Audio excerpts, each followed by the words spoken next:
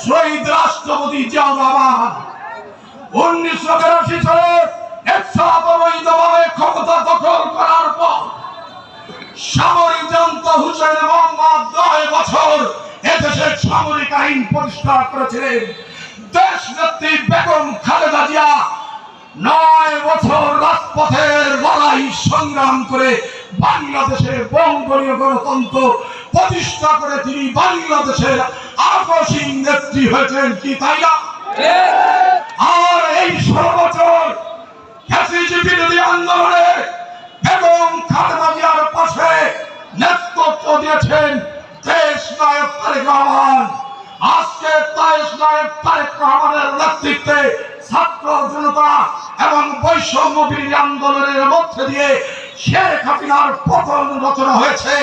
আগামী দিনে একটি অবাধ এবং নিরপেক্ষ নির্বাচনের মধ্যে দিয়ে বাংলাদেশে যে গণতান্ত্রিক সরকার আসবে, আমরা বিশ্বাস করি সেই দেশ নায়ক তারেক রহমান বাংলাদেশে আরো উন্নত গণতন্ত্র দিবেন, যা তিনি ইতিমধ্যেই তার 31 দফার মাধ্যমে প্রতিষ্ঠা করেছেন। সাথী বন্ধুরা, তারেক রহমান সেই নেতা যিনি ত্যাগ স্বীকার করতে জানেন। আমরা জানি বাংলাদেশে যদি নিরপেক্ষ নির্বাচন হয়, আগামীতে যতগুলো নির্বাচন হবে বাংলাদেশে তারেক রহমান বারবার নির্বাচিত হবে। তারপরেও তিনি বলেছেন, আমি যদি রাষ্ট্র ক্ষমতায় যাই তাহলে 2 বারের বেশি কেউ প্রধানমন্ত্রী হতে পারবে না। এটা তিনি সংবিধানের সংশোধন করার প্রস্তাব দিয়েছেন। এই কারণে বলবো, তারেক রহমান বাংলাদেশে উদার গণতন্ত্র প্রতিষ্ঠা করতে চান।